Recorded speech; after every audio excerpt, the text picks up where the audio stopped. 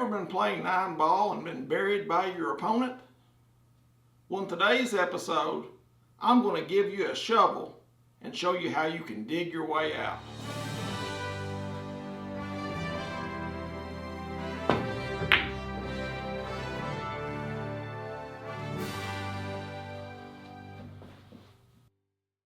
Hello, I'm Master Instructor Anthony Beeler, and thanks for tuning in to my YouTube channel. This week, we have reached almost 4,000 new subscribers, leaving us a goal of only 6,000 more. Once we reach 10,000 subscribers, we're going to have our live instructional session and our big giveaway. And I've got some great prizes set aside for the giveaway, and in fact, I'm going to set up an entry page on my website once we reach 5,000 subscribers. And that way you can go ahead, you can get registered for the live instructional event. And so that's just right around the corner because we're adding 1,000 to 1,500 new subscribers each and every week. So let's keep it going. Be sure to like and be sure to subscribe. In this lesson, I'm going to show you how to kick like a pro and turn the tables on your opponent. I'm going to show you kicking strategies and how English affects kick shots.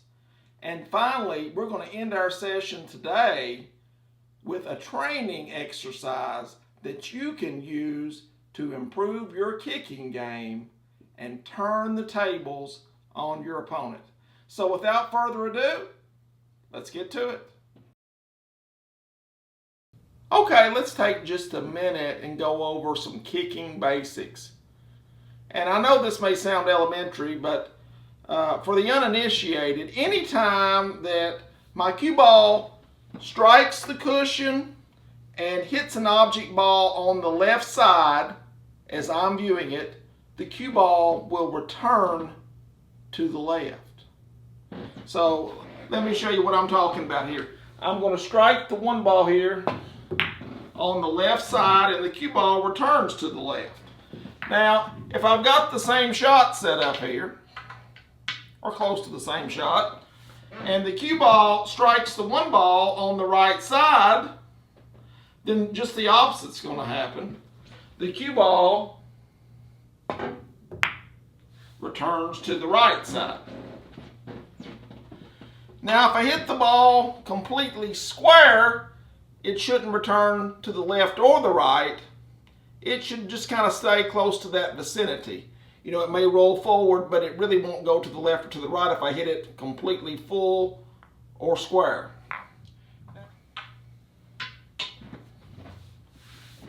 So if I kick and I hit it thick, there's really not much movement to the left or to the right. It just pretty much goes forward. Now, with that being said, that's the foundation for all kick safeties that are played. Now, once you understand the concept of left and right, the next thing you have to start considering is how thick or how thin do I want to strike it? So, you know, every time you come to a kick shot, am I going to kick and hit it on the left or am I going to hit it on the right? Second question is how thick or how thin? How thick or how thin that you strike the ball is the determining factor as to where your cue ball is going to go next. So for example, here I have this one ball. And if I get down and I kick and hit it pretty thin, you're going to note that my cue ball stays pretty low. However, if I set the same shot up and kick and hit it pretty thick, the tangent line is much higher, and so the cue ball is going to go higher up or further down the table than it would if I'm striking it thin. And the same is true for the right side. Okay, not only does thick and thin play a role, but top and bottom English also is a determining factor. If I want to kick at this one ball here and I want to stop the cue ball near the end cushion up there, I have to do the opposite of what you would normally think. So, in other words, if I'm kicking at the one ball and I'm going to try to kick it, make it go to this rail and this end rail, and then back here somewhere down behind the balls, and I want to leave my cue ball as close to that cushion as possible, I don't want to use bottom spin. Now, the reason I don't want to use bottom spin is as my cue ball comes forward, if it's got back spin on it, it's rolling this way. As it strikes this ball, it wants to continue rolling this way, and it will go up the table. However, if I strike this ball with top spin, and the cue ball is rolling this way, after it strikes the cushion, it wants to continue rolling this way, and when the cue ball strikes the one, it will actually have back spin on it, and it will want to stick to the rail.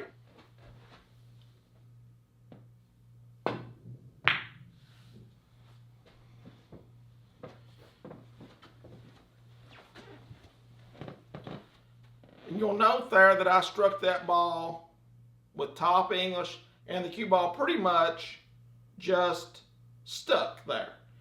There was no real movement forward or backward. The pros call this kick and stick, and that's what happened. Okay, we spent some time talking about left or right, and we've talked about the effects of top English and bottom English, and you may be wondering, well, why is left or right important? Why is it important that we kick and hit a specific side of the ball? Well, like I said before, whenever you kick and you hit the left side of an object ball, the cue ball returns to the left. So as a player, what I should be doing is looking for a wall of balls if I'm in a hooked position. So here I'm hooked on the one ball, but I see that there's a wall of balls here. What I would like to do here is use my knowledge of left and right to separate the cue ball and the one ball. So for example here, I know if I kick into the cushion and strike the one ball on the left, the cue ball is going to return to the left and the one ball will go to the right. And with that being the case, there's a really good chance that the cue ball will go somewhere behind this wall of balls and I'll get a snooker out of it. Here is the thinner hit version. You'll see I've got a great snooker there just because that I utilize this wall of balls and I use my understanding of left and right to separate the balls and put the one ball on one side of the wall and the cue ball on the other. But there's all kinds of situations that come up just like this. Okay, I'm playing here and I'm snookered on the one. So in this instance, I'm going to want to strike the cushion, hit the one ball on the right side, the cue ball is going to return to the right, the one ball is going to return to the left, and I'm going to use this wall of balls to see if I can put my opponent behind them.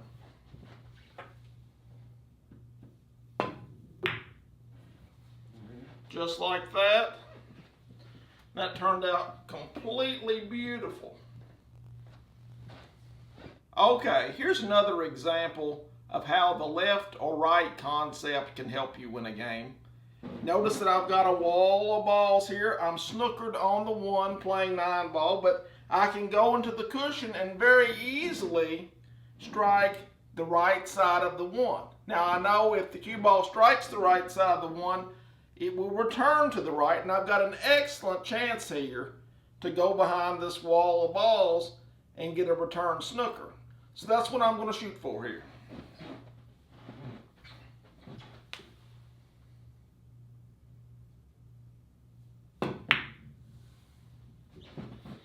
And you'll note hit it 100% perfect, my opponent is locked up behind the wall of balls. Okay, in this situation, you'll note that I've got a very similar situation, but this time I can't strike the cushion and hit the right side of the 1 because the 7 ball precludes me from doing that. In this instance, my mission would be to strike the cushion, hit the left side of the 1. The cue ball will return up table to my left, and the 1 will return to the right, back here behind the wall of balls.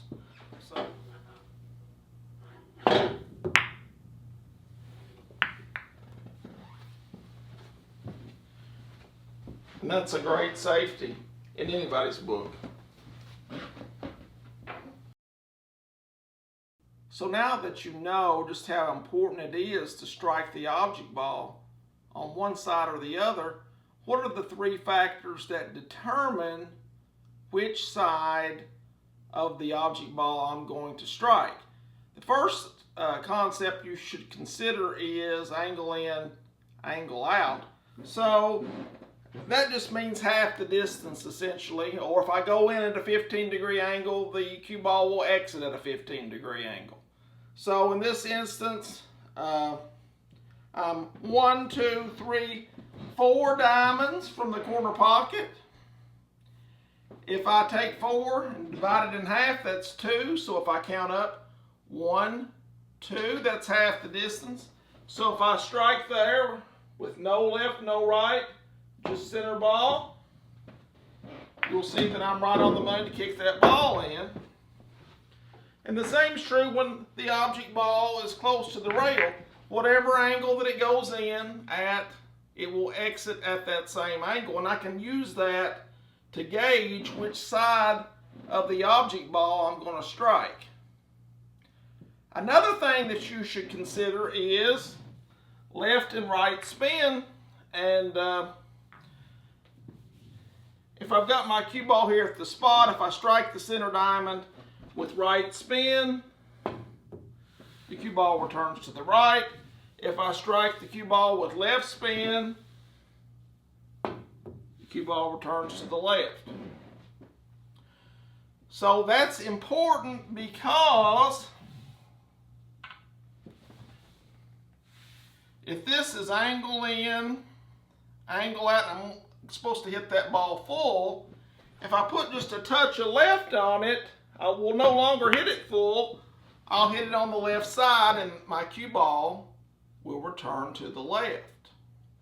A third factor is speed. So I just showed you with the medium speed, angle in, angle out. If I do the same exact thing and I shoot half the distance through this middle one with a lot of speed, watch what happens. Look how much that ball shortens up. Let's do it again here. You can see it shortens up nicely. Now if I put draw on it, it'll shorten up even more. If I want it to lengthen out a little bit, all I have to do is shoot a little bit softer. You can see that it's going to go to the end cushion there. But with the medium speed, it should pretty much just go angle in, angle out directly into the ball there. So those are your 3 contributing factors to where the cue ball goes. The angle of the shot, the speed of the shot, and the spin of the shot. And all those factors will influence which side of the ball that you strike. Okay, what I want to do now is spend a little bit of time with you explaining the drill that you're going to need to practice to master these skills. And I like to call this drill left or right. And essentially, it's just like playing golf. How many strokes does it take to complete the course? And in this game or this drill, our course is a rack of 9 ball. You would just rack up a rack like you would normally would. You break them, and then how many strokes does it take you to go through all 9 balls, shooting them in order? Now, for example here, say I just broke the balls, and this is the 1, 2, and 3. I've just got it down here so we can see it very clearly. I have to shoot the 1 first, and I have to call left or right. Well, I'm going to strike the cushion here, and I'm going to call left. Well, if I strike the cushion and I hit the 1 ball on the left side and the cue ball returns to the left, then this ball goes down, and that's 1 stroke. Well, let's say, for example here, that I'm trying to hit the 2, but I don't. This is my next shot. Let's say I miss it. I call left and I miss it. Well, that's 2 strokes. That ball doesn't go down, it stays up until I hit it on the side that I want to. So now what I would do is I would come back, and maybe I'm going to call the right here. Well, I'm going to strike it. I hit it completely full in the face. Well, if it doesn't go to the left or to the right, that's another stroke against you. It has to go the direction that you called it. So that's 3 strokes for me. So now I've got to come back here again and see if I can do it this time. So now I'm going to call left. Again, I hit it full in the face, so that's 4 strokes. How many strokes does it take to get through every single ball? And you just keep doing this. And the very best score that you can get in a game of 9 ball, obviously, would be 9 strokes, not counting the break. The break doesn't count against you.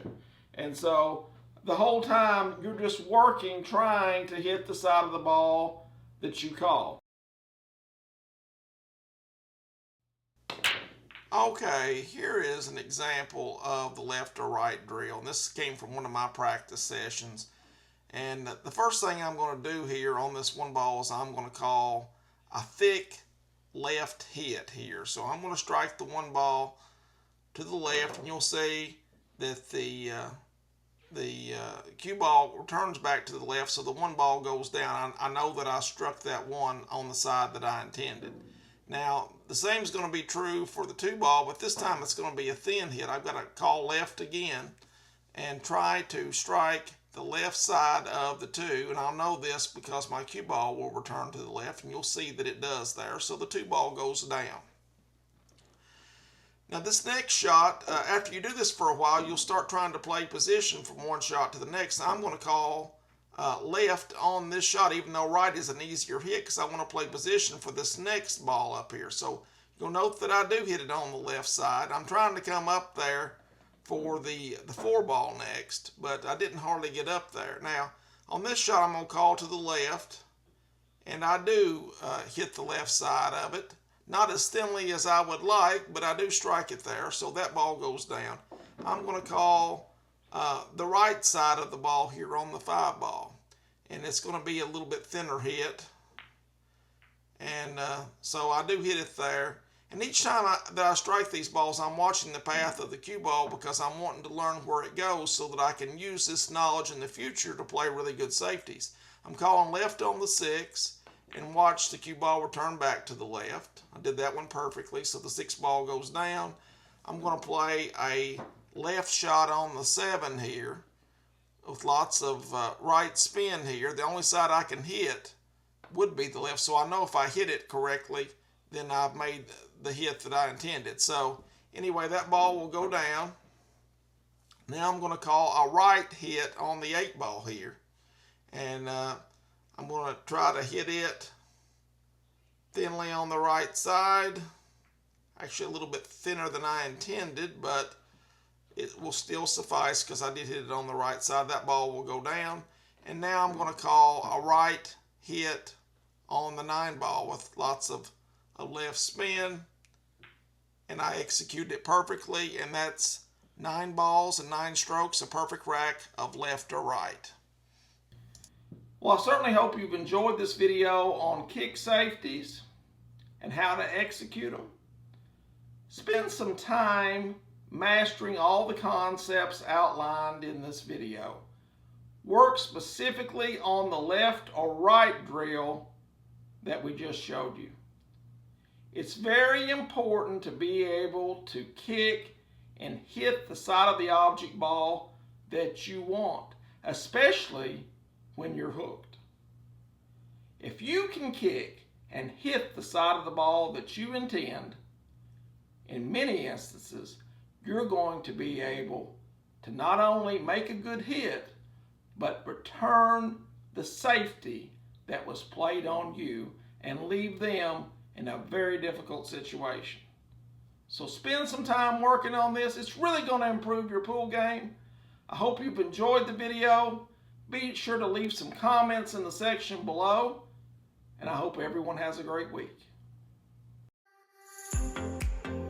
It's just one of those amazing classes that you can never forget. It's one of those classes that can really get you going where you want to go with the game. It's the best online course on pool out there. It's been really cool working with Anthony from home. I've already learned so much. I love the course. It is easy to use and available 24/7, which fits well with my busy schedule.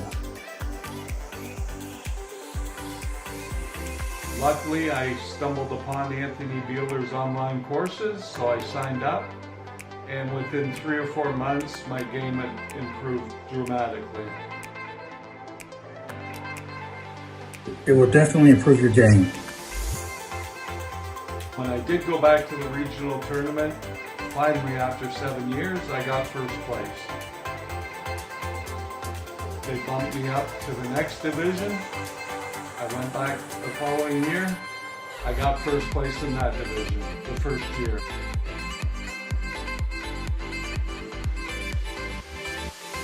I can't say highly enough how much Anthony's courses have helped me, and I have no doubt they will help you too.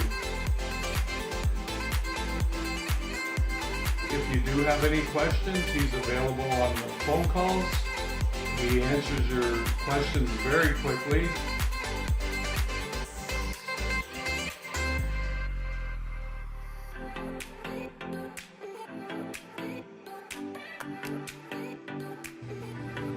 Someone asked me about Anthony Beeler's Virtual Beer Academy class. Go all the way.